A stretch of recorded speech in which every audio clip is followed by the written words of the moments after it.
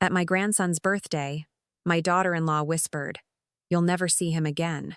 1 month later, the court ordered her to hand him back. The room had been filled with laughter, the kind that usually makes your heart light. Children ran between balloons, frosting smeared on their fingers, and a bright cake waited with candles ready to be blown out. I held my phone steady, recording my grandson's smile as he leaned forward, cheeks glowing in the candlelight. It should have been a perfect memory. But her voice cut through it all, colder than the air-conditioned room. I froze. My hand trembled so badly I almost dropped the phone. Around me, nothing seemed to change. Guests were clapping. My son was laughing with friends, and my daughter-in-law carried on smiling, waving, acting the part of a loving mother. But I knew what I had heard. Behind that pretty smile was a threat sharp enough to slice through my joy. That night, her words echoed in my mind. "You'll never see him again." They weren't just meant to hurt me, they were a promise. She intended to erase me from his life. For a few hours, I believed she could actually do it. But she underestimated me. Because 1 month later, when the judge's gavel came down, the tables turned. She was ordered to hand him back into my arms. Do you want to know how I turned her cruel whisper into her downfall? I wasn't just a grandmother who showed up for birthdays and holidays. From the day my grandson was born, I was there. I remember holding him in the hospital, his tiny fingers curling around mine as though he already knew who I was. When my son brought him home, I was the one who rocked him through sleepless nights, singing the same lullabies I once sang to his father. His first smile, his first steps, even the first word he ever spoke, it wasn't mama or dada. It was grandma. I basked. I gave my heart to that child. But somewhere along the way, my daughter-in-law decided my presence was a threat. At first, it was small things. "Don't feed him too much sugar, Mom," she'd snap when I offered him a cookie. Or, "He needs to nap now. Don't keep him awake." I brushed it off. Every parent has their way, I told myself. She's just being protective. Then came the time she flat out refused to let me babysit. "Why don't you enjoy your free time instead?" she told me once, her voice dripping with sweetness but her eyes sharp. "He doesn't need to be passed around all the time." I laughed awkwardly, pretending I didn't hear the sting in her words. My son, standing beside her, only muttered, "She's just tired, Mom. Don't take it the wrong way." He never saw it. Or maybe he chose not to. One afternoon, I dropped by with groceries, hoping to surprise them. My grandson ran into my arms, squealing, "Grandma," before she swooped in, pulling him away like I'd done something wrong. "Next time, please call before coming," she said flatly. "We need boundaries." Boundaries. That word sat heavy in my chest. I wanted to argue this was my son's house too, my grandson's home.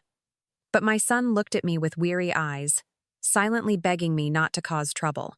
So I bit my tongue, kissed my grandson's forehead, and left with the groceries still in my hands. From then on, the distance grew. Invitations to family dinners came less often. When I called, sometimes no one picked up. Other times, she'd answer and say, "He's busy, I'll tell him you called." But I never got a return call. Still, I held on to the belief that love would win, that my bond with my grandson was too strong to be broken.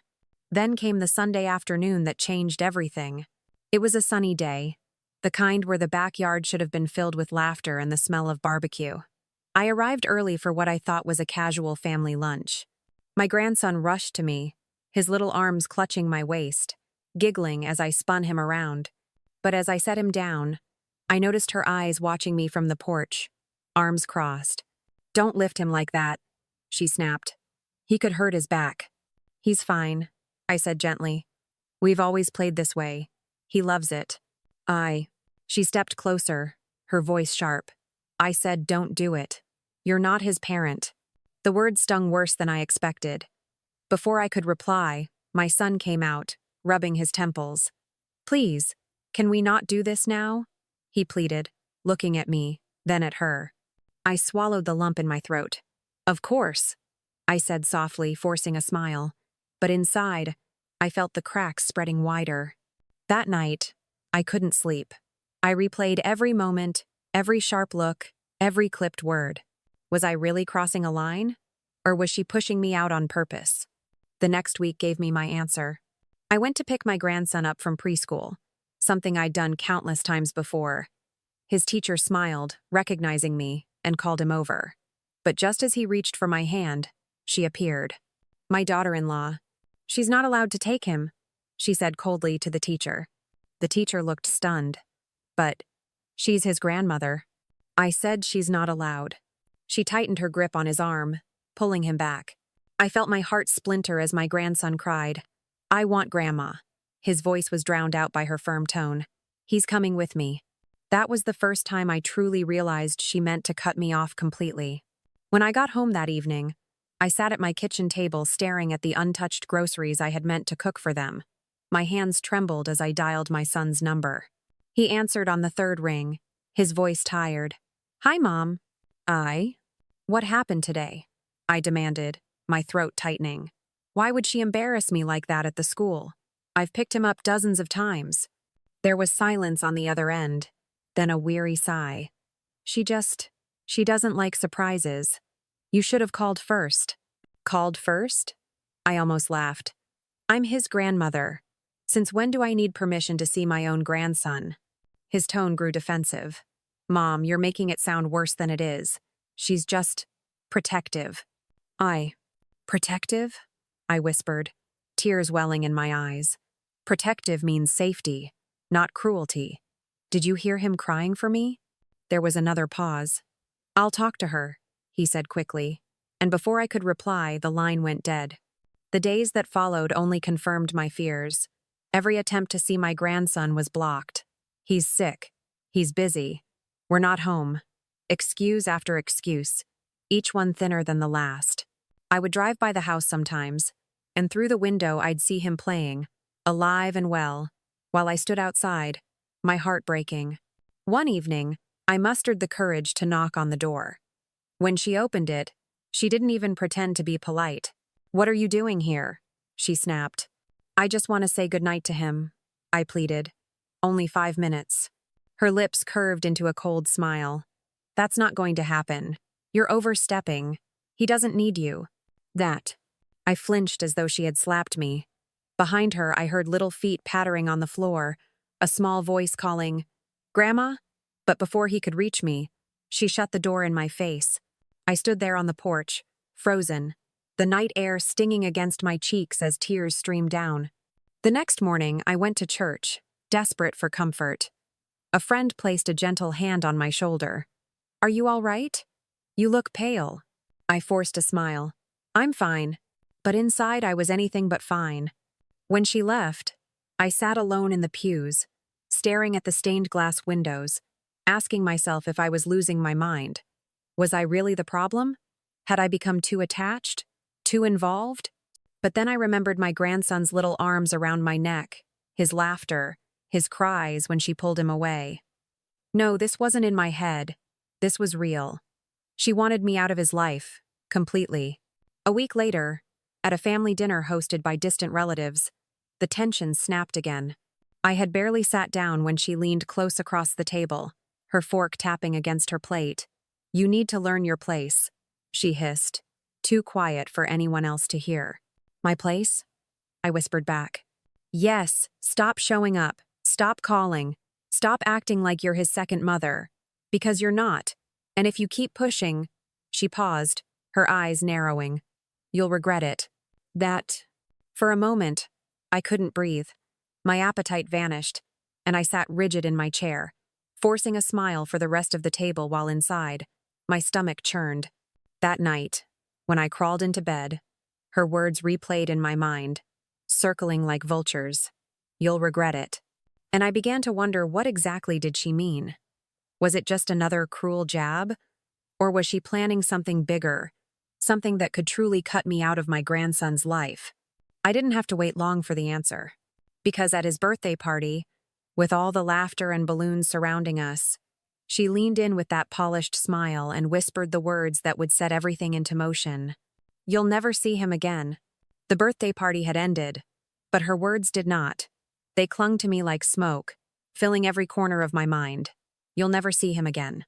The very next day, I tried to call my son. No answer. I tried again that evening. Straight to voicemail. On the third day, I went to their house, knocking softly, praying I was wrong. Through the window, I caught a glimpse of my grandson, sitting cross-legged on the carpet with his toy cars. His little head lifted when he saw me. "Grandma!" he shouted, running toward the door. But before his small hand could touch the knob, she appeared. My daughter-in-law. She grabbed his arm and pulled him back, her smile stretched thin and sharp. Then she closed the curtains in my face. I knocked harder. "Please just let me say hello." The door cracked open just an inch. Her voice slithered out.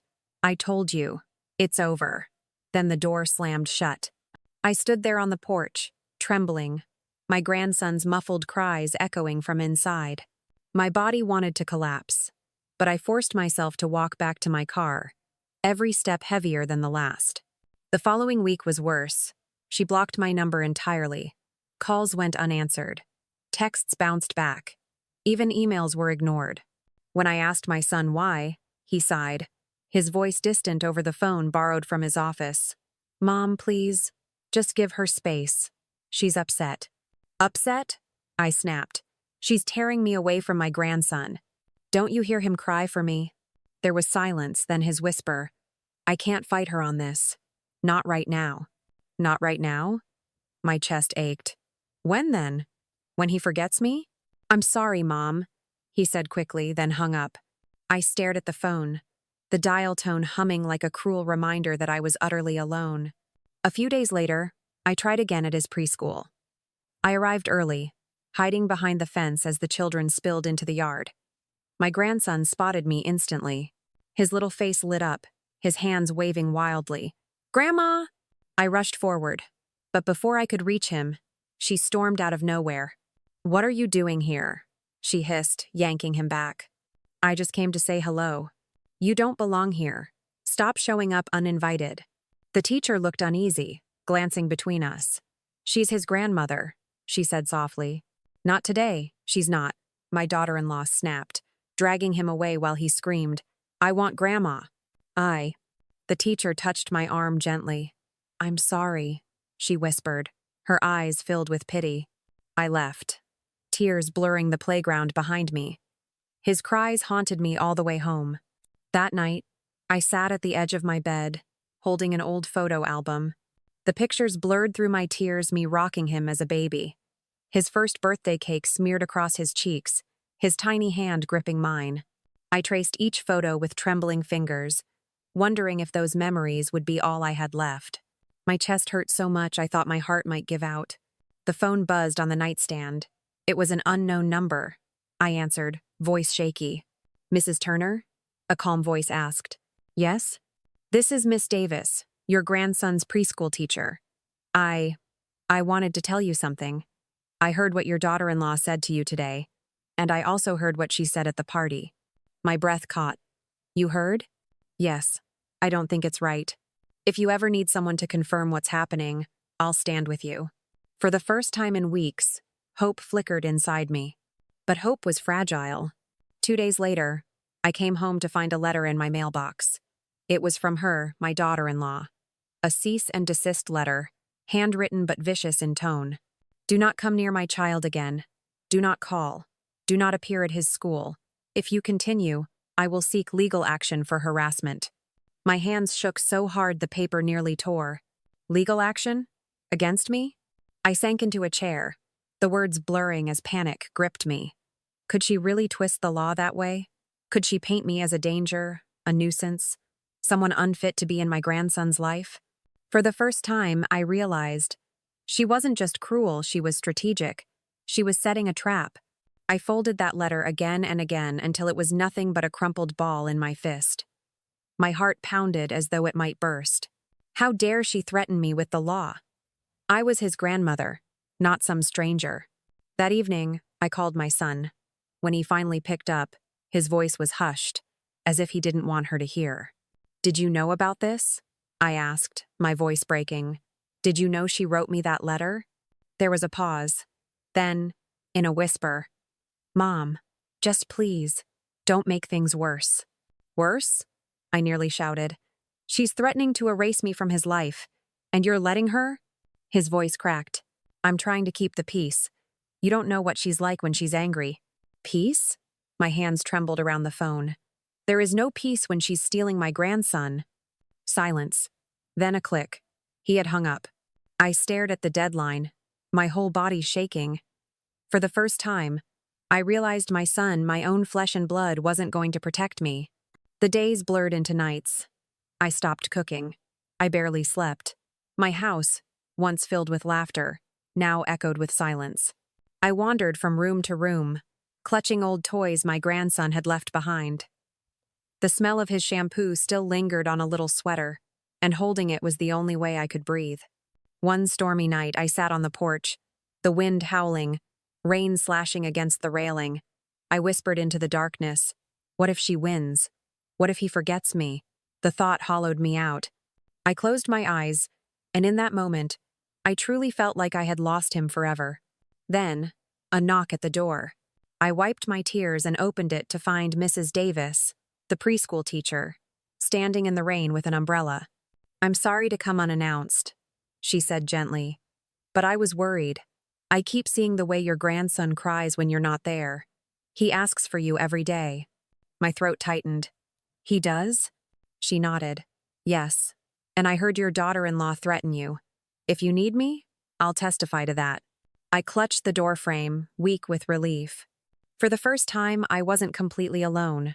But just as that fragile hope settled, another blow landed. The very next morning, I went to church, only to overhear two women whispering near the pews. "They say she's unstable." The daughter-in-law told everyone the grandmother's been causing scenes, even at school. Really? That's awful. Maybe it's true. My cheeks burned. My daughter-in-law was poisoning my reputation in the community. Every sideways glance that followed me that morning confirmed it. Later that week, I found myself outside their house again, unable to resist the pull. Through the half-open window, I heard voices, angry ones. "Why can't you support me on this?" my daughter-in-law shouted. My son's voice was quieter. "She's still my mother. You can't just cut her out." "She's manipulating you," she spat. "If you don't stand with me, you'll lose both of us." I pressed myself against the wall, heart hammering. Lose both of them? Was she threatening divorce now, using my grandson as leverage? I stumbled back, afraid they would notice me, and fled into the night.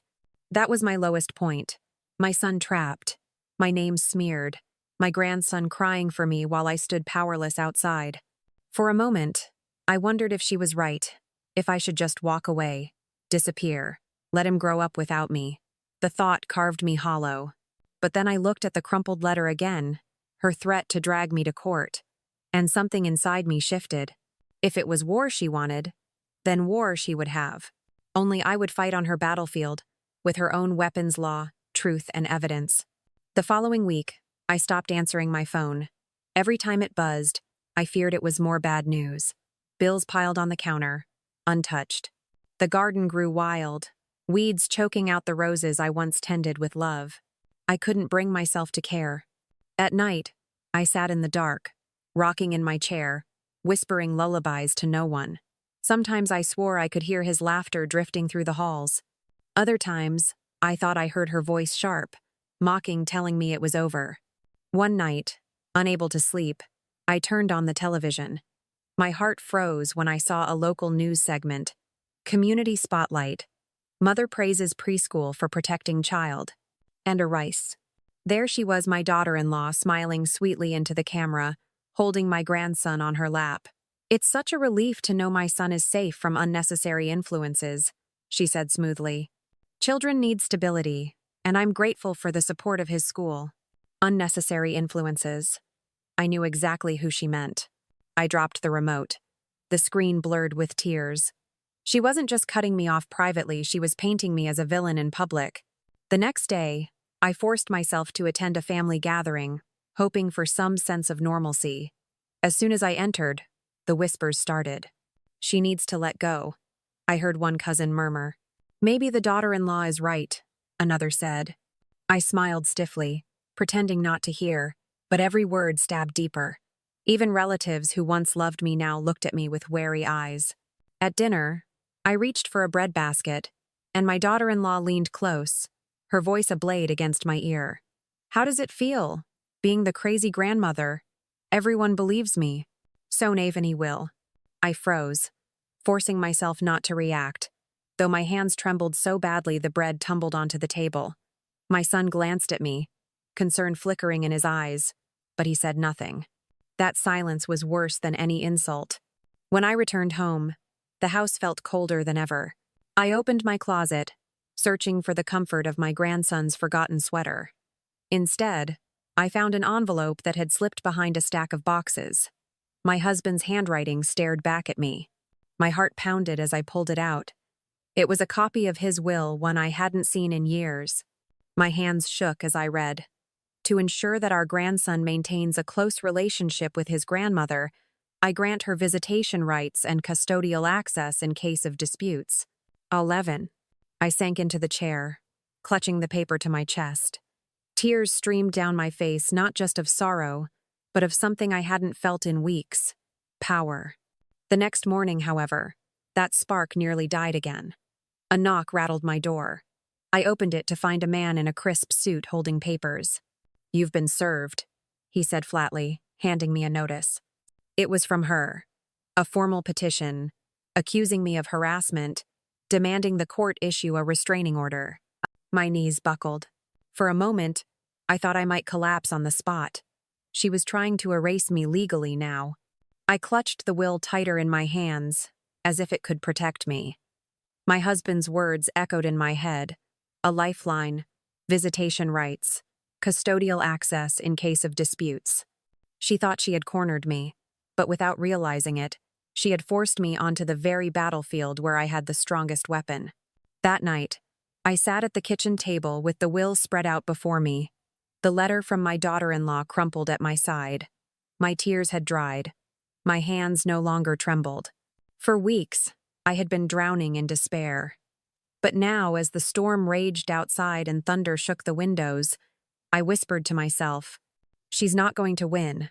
Not this time." Because I finally understood, if she wanted to fight in court, then court would be where I turned the tables. I stared at the will spread out across my kitchen table, the ink smudged slightly from my tears. My husband's words glowed like a beacon: to ensure that our grandson maintains a close relationship with his grandmother. For weeks I had been stumbling in the dark, but now here it was. Proof. Legal, undeniable proof. The next morning I called Mrs. Davis, the preschool teacher who had stood up for me. My voice trembled, but this time, not from fear. "Mrs. Davis," I said, "I found something. My husband's will. He granted me visitation rights. It's in writing."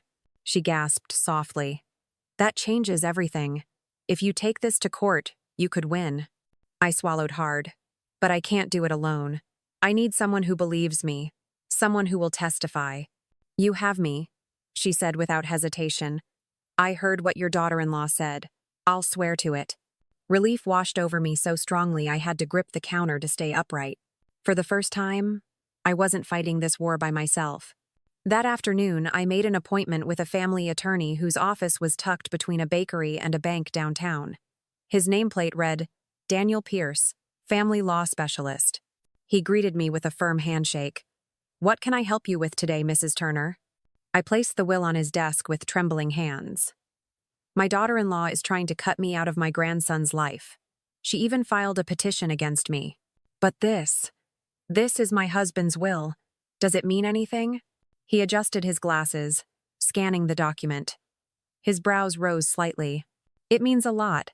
This is a legally binding statement of intent, especially since it specifies custodial access in case of disputes. It won't solve everything, but it's a strong foundation." My chest tightened.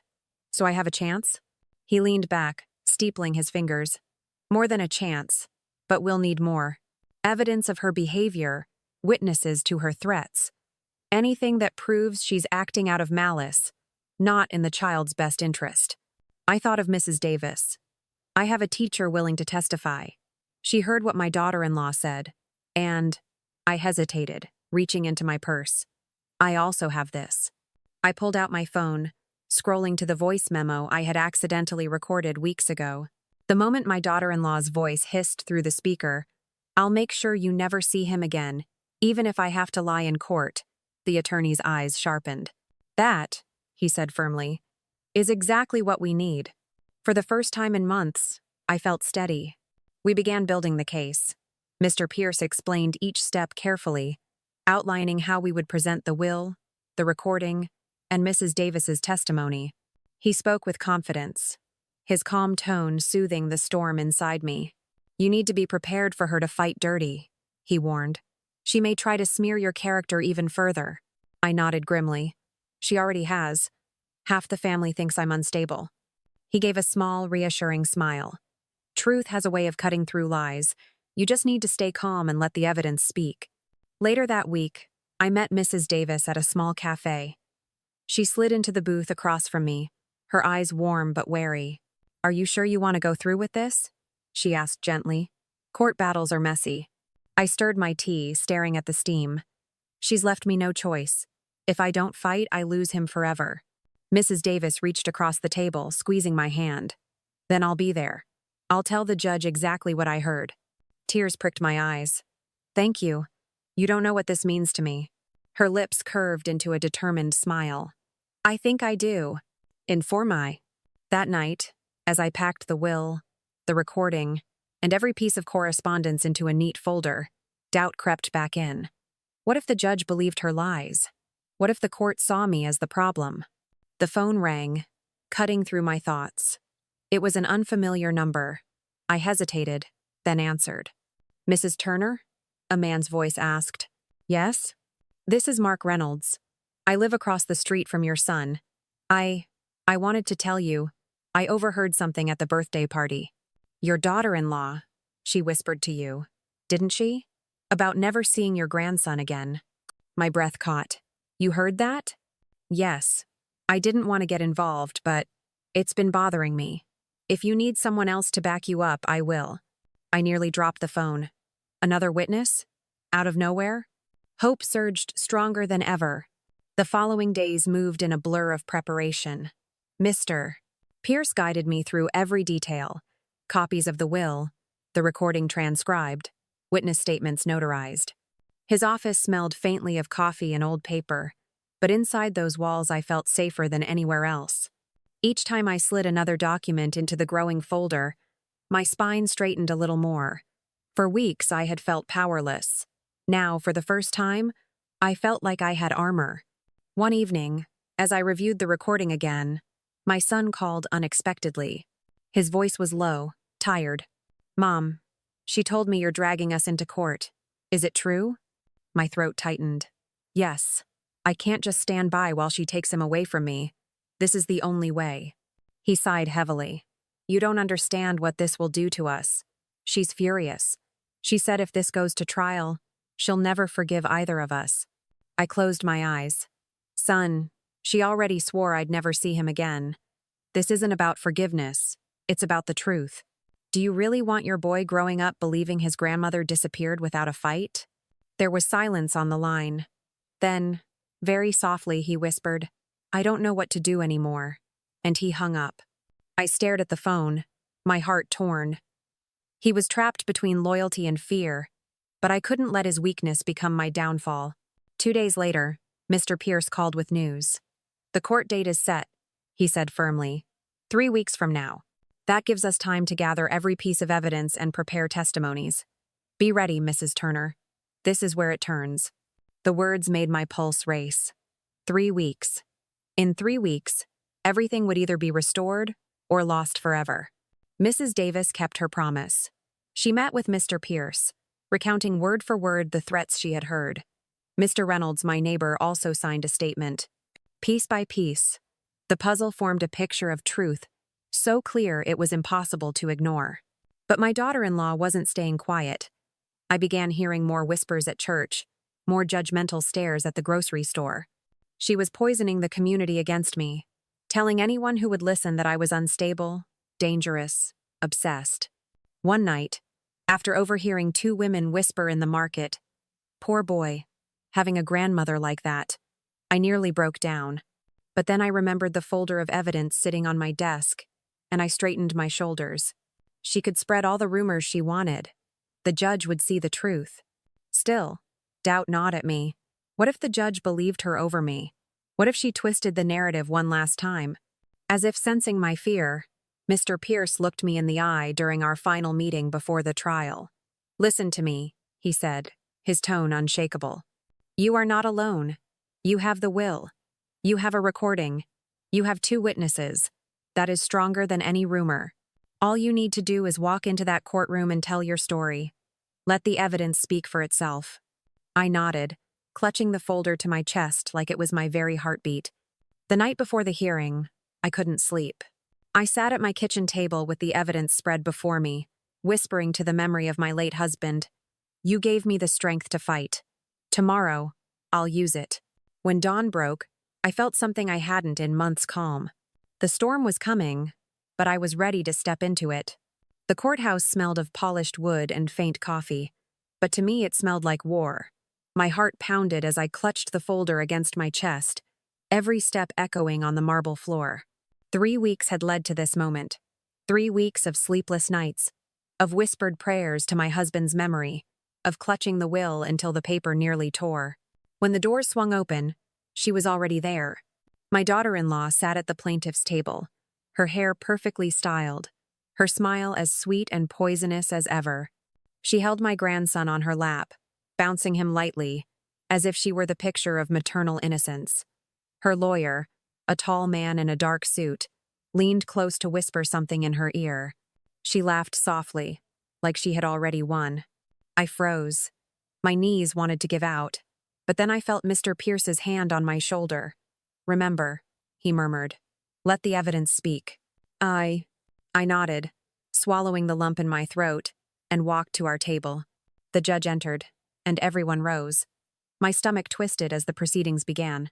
Her lawyer started first, painting me as a meddling grandmother who refused to respect boundaries. His voice rang smooth and confident as he listed every accusation. I showed up uninvited. I confused the child. I caused scenes at school. He even waved the cease and desist letter like a trophy. "She is disruptive, Your Honor," he concluded. "For the child's well-being, we ask that she be barred from visitation altogether." Each word felt like a nail being driven into my coffin. I stared at my folded hands, willing myself not to cry. Then it was our turn. Mr. Pierce stood, calm and measured. "Your Honor, what my client seeks is not disruption but preservation. Preservation of a bond that has existed since the day this child was born. And we will prove that my client is not only fit to be in her grandson's life, she has a legal right to be." He opened the folder. My heart thudded. The first piece he placed on the table was the will. "This is the last will and testament of Mr. Turner, the child's grandfather. It explicitly grants visitation rights and custodial access to my client in the event of disputes," the courtroom murmured. The judge adjusted his glasses, scanning the document carefully. My daughter-in-law's smile faltered, if only for a moment. "Objection," her lawyer snapped. "This is irrelevant. The grandfather is deceased. His wishes hold no authority here." But the judge shook his head. "It may not be absolute, but it shows intent regarding the child's welfare. Proceed." I exhaled a shaky breath. The first brick in her wall had cracked. Next came the recording. Mr. Pierce connected a small speaker, pressing play. Her voice filled the room, venomous and clear. "I'll make sure you never see him again, even if I have to lie in court." Gasps rippled through the courtroom. I dared a glance at her. She sat rigid, color draining from her face, then quickly forced a laugh. "That could be anyone," she said loudly. "It doesn't prove anything." But the judge raised a hand. "It is her voice. The court recognizes it." My heart surged. Another crack. Then Mrs. Davis stepped forward, her posture straight despite trembling hands. "I am the child's teacher," she said clearly. "I witnessed the grandmother's interactions with him. They were loving, appropriate, safe. I also heard the mother threaten her at the birthday party, saying she would never see him again." The judge nodded, taking notes. "Thank you for your testimony." When she stepped down, my daughter-in-law's lawyer scrambled to recover. "She is mistaken, Your Honor. Memories can be unreliable." But before he could finish, another voice rose from the back. "I heard it too," Mr. Reynolds, my neighbor, said firmly. He stood tall, His eyes locked on the judge. I was there. I heard her whisper those exact words. I'll swear to it under oath. The room buzzed. My chest swelled with gratitude. For the first time, I saw fear flash in her eyes. Still, her lawyer wasn't finished. He leaned close to her, whispering urgently, then rose again. Even if these statements are true, they do not outweigh the child's need for stability. The grandmother is disruptive. She has harassed my client. Surely the child deserves peace. Mr. Pierce's gaze sharpened. Peace, Your Honor? Or control? Because we also have financial records showing that my client's late husband provided ongoing support to the family, which my client's daughter-in-law failed to disclose. Not only has she attempted to erase the grandmother from the child's life, she has hidden financial dependency from this court. Gasps filled the air again. My daughter-in-law's eyes widened, her composure shattering. What? She stammered, spinning toward her lawyer. He whispered something back, but the damage was done. The courtroom had heard. The judge raised a hand. Enough. I have seen and heard enough for today. His gaze swept across the room, heavy as stone. This court will reconvene after recess. At that time, I will issue my ruling. My stomach clenched. The evidence was strong, but nothing was decided yet. As the gavel struck, my daughter-in-law turned toward me. Her mask of sweetness was gone. Her eyes blazed with fury. She leaned just enough for me to hear and hissed. If you think you've won, you're wrong. I have one more card to play. I froze. What did she mean? What card could she possibly have left? When recess ended, I walked back into the courtroom, with my heart pounding like a drum. I had expected her to look shaken, but she sat tall, her smile back in place, as if the earlier cracks had never happened. Her lawyer rose first. Your Honor, he began smoothly. Before you make any final decision, my client has one more matter to raise. It concerns the grandmother's so-called stability. My stomach dropped. This was her card. End quote. He produced a folder and handed it to the judge. These are statements from neighbors and relatives, all claiming that Mrs. Turner has harassed the family, appeared uninvited at their home, and caused public scenes. Whispers filled the courtroom. My face burned hot. It was the smear campaign she had been spreading, neatly packaged for the judge. She's lying, I whispered to Mr. Pierce, my voice shaking. He placed a steady hand over mine. Let me handle it. When it was his turn, Mr. Pierce stood calmly. Your Honor, gossip is not evidence. What we have provided are documents, recordings, and sworn testimony. And if stability is truly the question, then let us consider who has shown deception here. He motioned to the financial records again, detailing how she had hidden funds provided by my late husband. That is not just dishonest, it's unlawful. The judge's gaze darkened. My daughter-in-law's composure faltered once more. Then came the moment I feared and longed for. My own testimony. I stood, hands trembling, and swore the oath. The courtroom blurred as I looked toward the judge. I raised my son in that home, I began softly. When my grandson was born, I was there every day feeding him, rocking him, singing to him. I never wanted to replace his mother. I only wanted to love him. But she, my voice caught. She told me I would never see him again. She tore him from my arms at school. She shut the door in my face while he cried for me. That is not protection. That is cruelty. I felt tears burning, but I didn't let them fall. I am not perfect, but I am his grandmother. He deserves to know me, to love me, to remember where he comes from. That bond is not a threat, it is a gift. And I beg this court not to take it away. The room was silent when I sat back down. Her lawyer scrambled, pressing her forward to testify. She rose, her voice sweet and steady. I'm only trying to protect my son. He needs structure, not confusion. My mother-in-law refuses to respect boundaries. She turns every visit into drama. I worry for his mental health. Her words were polished, rehearsed. But as she spoke, I saw her eyes dart nervously toward the evidence folder sitting on the judge's bench. Mr. Pierce stood for the final time. Your Honor, we've shown you 3 things. The written will of the child's grandfather, affirming his grandmother's right to remain in his life, a recording of the mother's own threat to lie in court, and 2 separate witnesses confirming those threats. Against this, we have hearsay, rumors, and evasions. The question is simple. Will this child grow up surrounded by love or by control? The judge leaned back, the entire room holding its breath.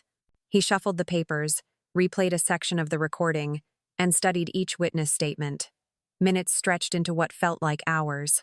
Finally, he spoke. This court recognizes the grandmother's legal right to visitation. The petition for a restraining order is denied. Furthermore, the child's best interests demand a continued relationship with his grandmother. Custodial access for visitation is hereby granted on a recurring basis. The gavel struck. For a moment, I couldn't move. The words hung in the air like sunlight breaking through storm clouds. Granted, denied, recognized. My grandson would not be taken from me. Gasps rippled through the room. My daughter-in-law's face crumbled, her mouth opening and closing with no sound. She turned to my son, hissing, "You let this happen." But he only sat frozen, shame etched into every line of his face. I clutched the edge of the table, fighting back tears. The court had turned the tables.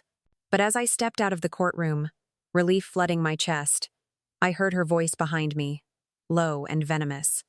"This isn't over." Her words chilled me to the bone. Hadn't the judge just ruled? What else could she do? I held my grandson's sweater tighter against me and whispered under my breath, "We'll see." When I walked out of the courthouse that afternoon, the air felt different, lighter, sharper, as though the clouds had finally broken. For the first time in months, I wasn't walking with the weight of despair pressing on my shoulders. I was walking with my grandson's future beside me. The ruling spread quickly through the family. Relatives who had whispered against me now looked at me with quiet guilt. At church, people no longer turned away when I entered. The rumors she had spun began to unravel, thread by thread, in the face of the court's decision. But for her, the woman who had sworn I'd never see him again, the consequences were immediate. My daughter-in-law avoided my gaze as she left the courtroom, her perfect smile shattered. The community that had once believed her stories began to doubt.